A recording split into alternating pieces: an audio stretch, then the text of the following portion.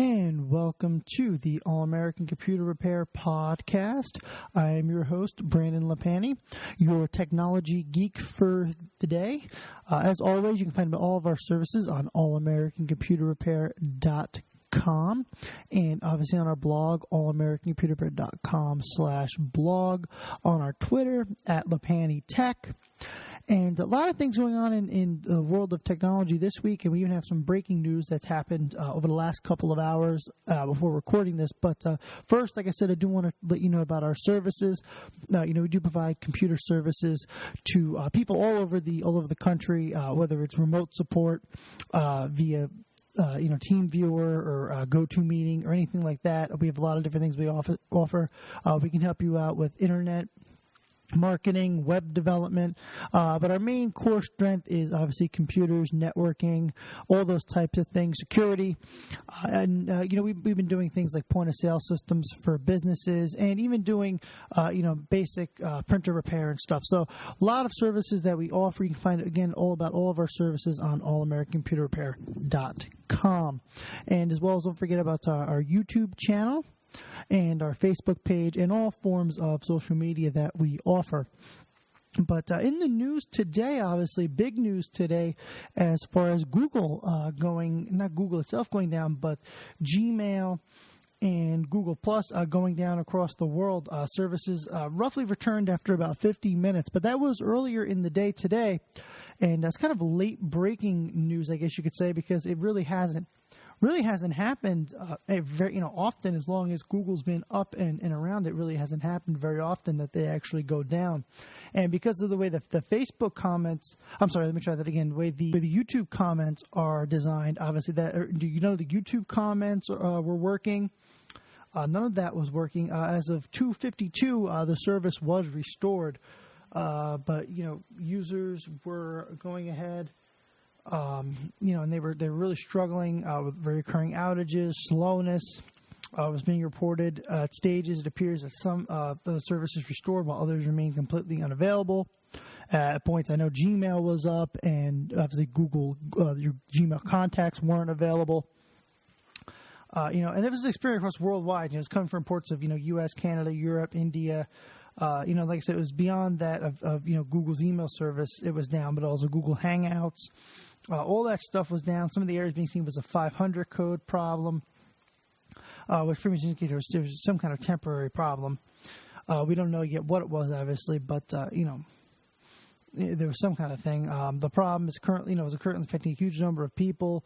Google Plus was down, obviously, since Google Plus integrates into YouTube comments. That was also an issue there. There was a lot of other things. Gmail. Hangouts, like I said, users attempting to access Gmail via even external clients such as POP and IMAC protocols weren't available. So there's a lot of stuff going on. There was Google site engineers make sure Google services are up. They were doing an AMA on Reddit exactly when it happened. That showed, they kind of told everybody there was a problem there happening. So Google calls this disruption in its Gmail service according to the app status dashboard and promises more information shortly. After approximately 20 minutes of the service, coming back online, it went down again. So I was actually trying to use my Gmail account when that happened. So not a lot of information known on it just yet, but definitely, like I said. Gmail going down today, Google Plus going down today, a lot of things really as far as Google services going down today. I'm sure we will find out what happened. Obviously, this affected YouTube because within the last couple months, obviously, Google integrated Google Plus along with YouTube. So a lot of things affected by the outage, but it looks like things are back up and operating now. But I'm sure we will find out more information, obviously, as the day progresses, even probably into the weekend and Monday. So it's a lot of news coming out. There was even news of the glitch Glitch causing thousands of emails to be sent to one man's Hotmail account. Apparently, somebody in a glitch possibly related to the massive Gmail outage underwent an odd bug in Google search engine, was pointing users directly to his personal email account. The address appears in the compose window that pops up, and he was receiving pretty much every email that anybody was sending. So there was a glitch, like I said, some kind of glitch involved in Google, Gmail, all that stuff. So I'm sure, like I said, we will find out more information as the weekend and even going into next week. Probably we'll find out more what's going on with that. But that was the breaking news, obviously, of the day. And like I said, that just happened, fairly recently. So some other stuff as well happening in the news as well, that more stuff coming out about Target. Still, I mean, this seems like every week, this is a weekly podcast that we do, and it just seems like every week there's just more and more and more information about this Target hack coming to life. It's unbelievable. Apparently now there was a thing saying that Target waited very long to disclose the massive security breach because they wanted to make sure before they went off and didn't, blew any whistles or anything like that. Obviously, something like this will cost the company quite a bit of money. So I'm gathering they were probably trying to hold off to see how bad it actually was, to see if they actually had to repair something or actually was going to have to offer services to people or anything like that. But Target being notifying customers about the massive security breach which happened, but apparently Target knew about this. Not an exact date in the articles that I've looked at, trying to find the information, but apparently they did know about it several months before they announced it. Companies like Barnes and Noble took place. They let people know within a couple weeks, but apparently Target waited several months. So I don't know. A lot of people have been saying they let it go as long as they did because they were trying to possibly, give them a chance to get the infrastructure in place to take care of the problems. Specifically, a lot of companies, especially when something like this happens, they want to make sure they have all the security companies come in and look at the forensics before they start touching anything. They want to make sure they have, the identity theft company contracted and set up. They want to make sure they have all that set up before they blow the whistle, which understandably, but again, they did wait quite a long time to go ahead and let people know that. So that was an interesting article talking about how long they waited, how they waited longer than most places. Some other, as always, folks, we have a lot of security news, but this week especially, it just seems like there was a lot of it that came in the beginning and the end of the week. I do have some other news as well, by the way. Before we get into any more security news, we have to do birthdays, and the reason why I say we have to do birthday, obviously, is today is Apple Macintosh's 30. The Apple Macintosh turned 30 today. I believe 30 years ago since the Mac came out. That's pretty amazing. Definitely a huge landscape changer as far as technology goes. But today is actually its 30th birthday. That was trending today on the computer, if anybody was watching. Another thing as well, the Geek in Me had to alert you that we have another birthday as well. A couple of days ago, Dungeons & Dragons, D&D, actually had its 40th anniversary, so we have another birthday there as far as tech news goes. And kind of neat to see those two things, especially two things that were a cornerstone of young people like myself, children of the 90s and even younger children of the 80s, something like that coming around and really, just still having an anniversary, still being around. D&D especially has been a cornerstone. Even though it has changed over the years, it's gotten more digital, D&D online and things of that nature. They've kind of made it a little more interactive than just the paper and pencil games, but they do even have digital paper and pencil now. And I know a friend of mine, he still plays paper and pencil, but his friends actually Skype him in because he moved for a job. So a lot of interesting things the way that's changed, but still 40 years of it around shows the success of the board game and its popularity. And as a lot of you know, too, as we talked about in previous podcasts, Dungeons & Dragons actually has evolved into another game now as well called Pathfinder, and it is quite popular. So it's kind of interesting how things have really branched out. But as far as going back to the tech news goes, security news this week, Google actually had to remove 2 Chrome extensions from their Play Store. The move was reported actually in the Wall Street Journal. I actually saw it the other day while I was skimming through the paper. involved in apparently the extensions an ad to Feedly and Tweet This Page. You were complaining that the two prompted ads appeared on any website visited, including Google's famous Spare homepage.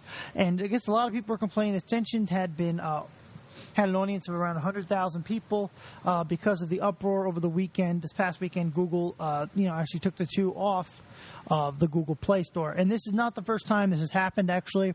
If you remember a while back, we did an article about, I believe it was Spotify had when Spotify's web player first came out, there was an issue with one of the Google extensions where you can actually download the music in MP3 format right off of Spotify's website, which you're not supposed to be able to do, obviously, because it's DRM protected and you're not supposed to be able to download it like that.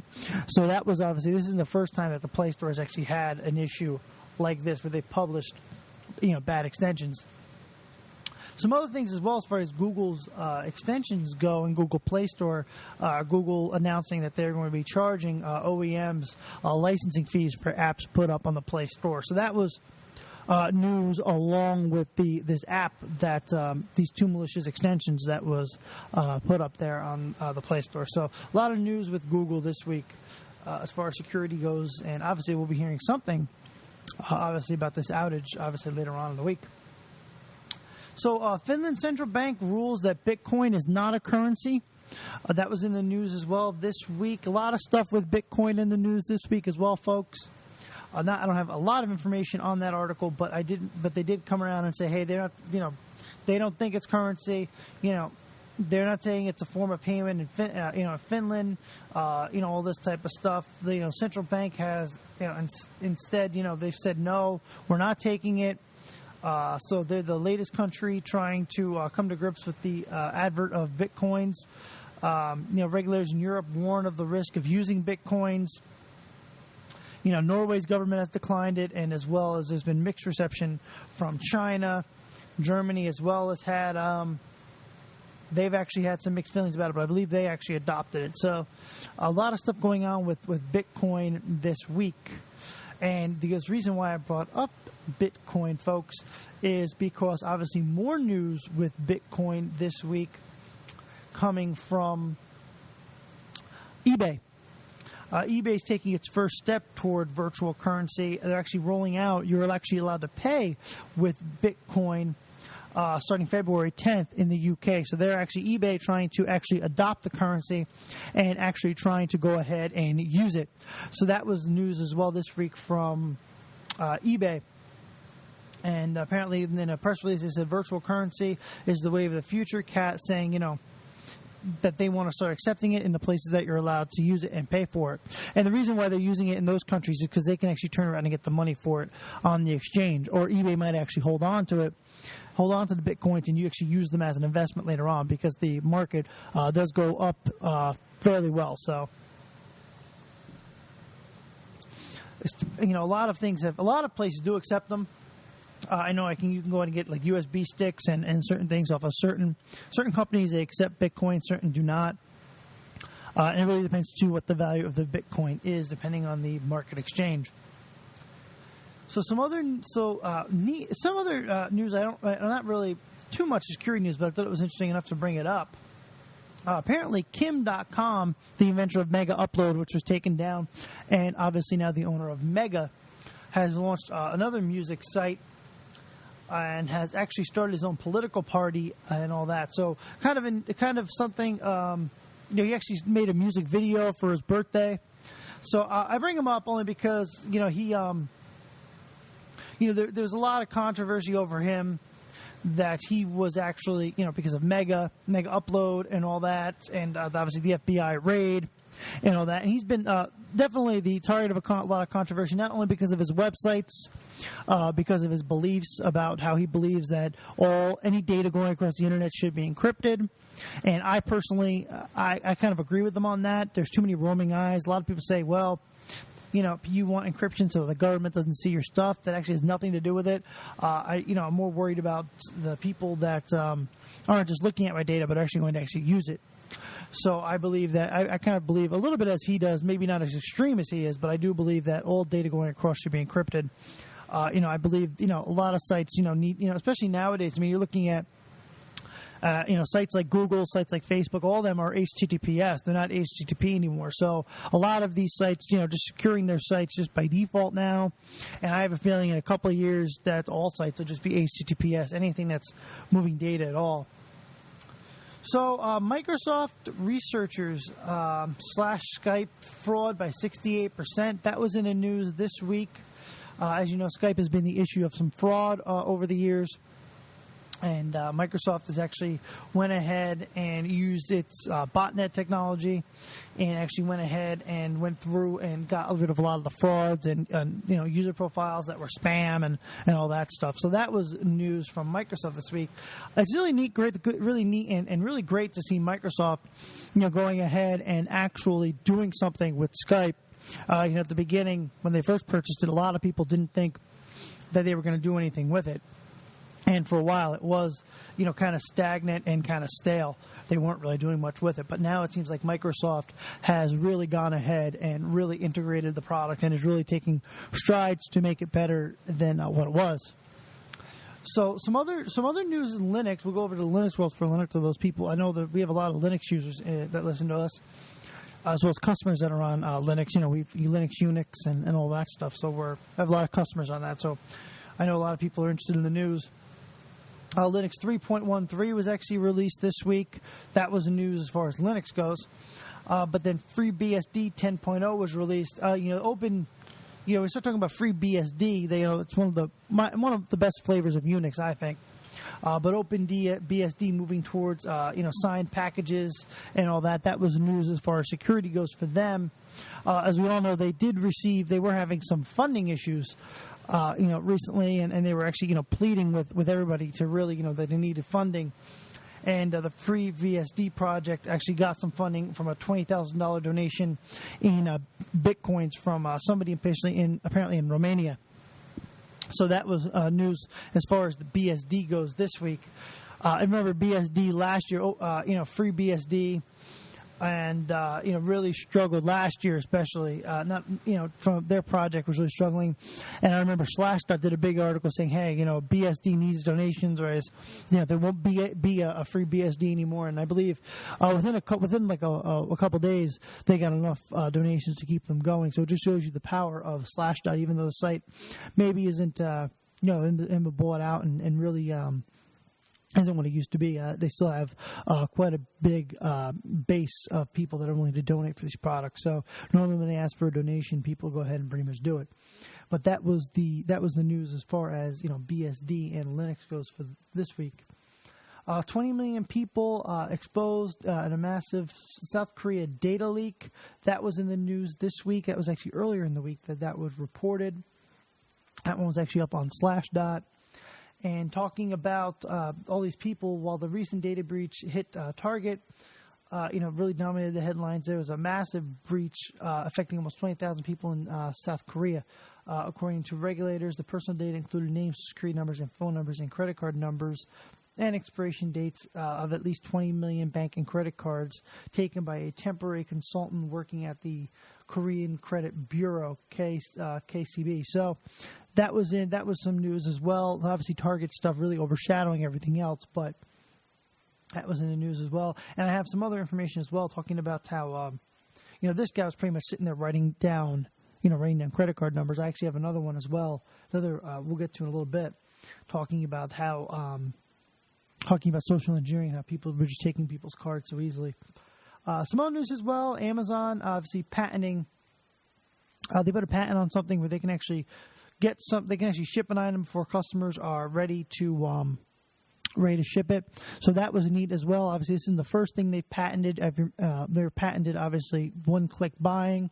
But this is something new they're trying as well. So we'll see how this goes. Not exactly sure exactly what Amazon is going to do, but obviously the news as far as that front.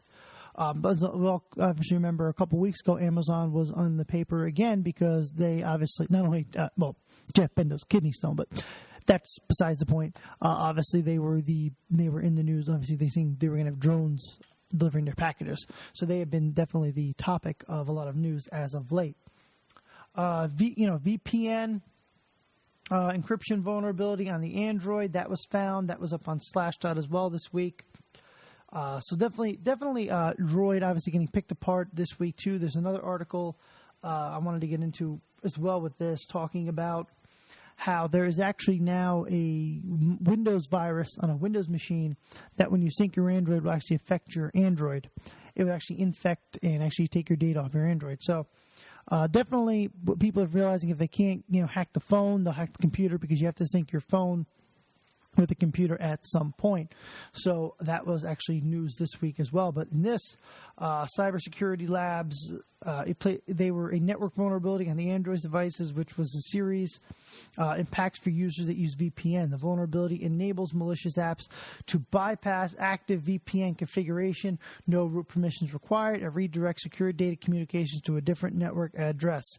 These communications are captured in clear text, no encryption, which is very bad, leaving the information completely exposed. So that was in the news as well this week when it came to the Android OS. And don't get me wrong, I'm not. I like Android. I had an Android for a while. Now I have an iPhone. I think both of them have their security quirks, and it really comes down to personal preference anymore. I mean, the iPhone is more secure, but I definitely, but it's not completely, foolproof. Everything has its holes nowadays. Microsoft quietly fixes XP resource hog problem. That was in the news this week as well. Microsoft obviously patching some holes with their product, as they always are. Obviously, we had quite a few people asking us about XP end of life now. That's become quite a popular question with customers.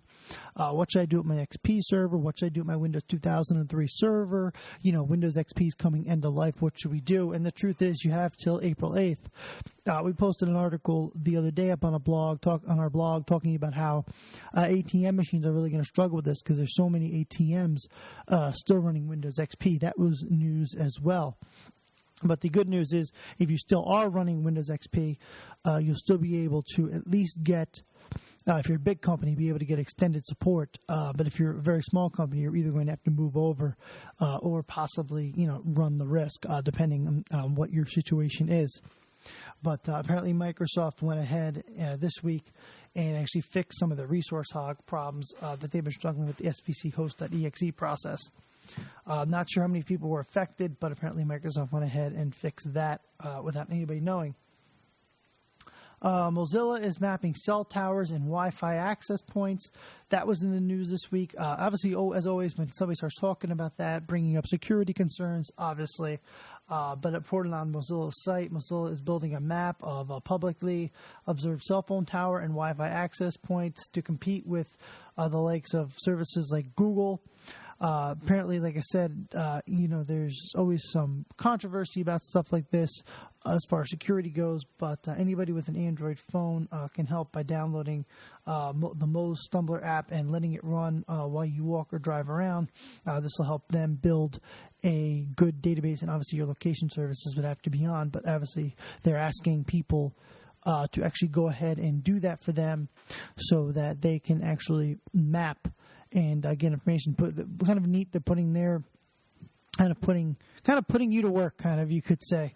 But definitely something that Mozilla is trying to do, and Mozilla is really trying to get into the phone market, trying to really branch out, and as well as Ubuntu is, but it just doesn't seem to be catching on just yet. But I'm sure it will. It takes time. Sometimes things don't catch on. So what else do we have here? Oh yeah, this actually should have been one of the big stories I should have brought up first. For those of you that are coffee drinkers like myself, I'm not really a Starbucks guy, but apparently Starbucks app saves the password unencrypted. That was actually in the news this week as well. I know a lot of people do use the Starbucks app, and I give Starbucks a lot of credit. They were one of the real companies that really jumped on the bandwagon with iPhone, especially at the very, very beginning with, AT&T and all that. So I really give them a lot of credit. But apparently, security flaw found in their app confirms that any way that you're using it, it stores the data unencrypted, on the app. So So by simply connecting your phone to a computer, a bypass lock screen and pin screen feature with no hacking or jailbreaking necessary. This is a linked report for the iOS. No mention of Android, but I'm sure it probably is. So that was news this week. So if you're using the Starbucks app, you might want to just keep an eye on things or uninstall it. Adobe adds 3D printing support for Photoshop. That was in the news this week. Not really security related, but I just thought it was something neat for those people that use Adobe. I know my fiance uses Adobe quite a bit, and I know she was kind of thrilled about that. So 6 Ubuntu One domains hijacked by Indonesian hackers. That was on IT Security News this week. I don't know. Ubuntu One is really great, but I don't know. I don't think it's really caught on as much as they thought it was going to catch on. Definitely is popular, but I don't think it's popular as they were expecting it. So the 3 domains that were hacked, domain ubuntu1.com, ubuntu1.net, ubuntu1.org, ubuntu1, the number 1.com, ubuntu and the number 1.net, and ubuntu and the number 1.org. So those 3 were hijacked. And not a lot of information known yet about how it was hijacked, but it definitely was hijacked. Hackers break into the Trust VPS and launches a phishing attack from the firm's own server. That was in the news this week as well. That was on IT Security News. That one is actually pretty scary because that's really major because when somebody gets an email from our domain. It's like, oh, well, look, it's from his domain, It's one of those things where, when people see it and then people read, especially if somebody that's really bright and reads the email header and says, hey, the header's even from them, it's not from an open SMTP relay. That's really, people really can get fooled quite easily because it is from your domain. It's not from an open SMTP relay, so your headers and everything match. So it's kind of a neat thing. I've actually done an earlier podcast on reading email headers. I may redo it again and maybe add more information. It was a little brief, but I forget what one it is. But if you look through our list, you'll actually see one of them actually is I've actually gone ahead and talked about reading email headers. Microsoft Office blog hacked by Syrian Electronic Army. That was in the news this week as well. There was actually 2 people nabbed at the Texas border. In a credit card fraud case. That was in the news this week as well. There was a couple of credit card fraud cases this week, and I'm looking over my notes. There were several of them this week. That was just one of them. But like I said, they were actually caught trying to go over the border, and they were snagged. But I believe they were saying 2 Mexican citizens were arrested at the border, used account information stolen during the Target security breach by tens of thousands of breached to buy tens of thousands of dollars worth of merchandise, according to South Texas Police Chief. So that was actually in the news this week. And I guess the day earlier, there was another person nabbed going into Mexico as well with the same situation. They had bought numerous things from retailers like Best Buy, Walmart, and Target, and as well as Toys R Us, and they were looking to bring their stuff back to Mexico. So not a lot of information yet on that, but I have a feeling that whatever's going on is somehow related to people either buying these cards or people actually being involved with the hack itself.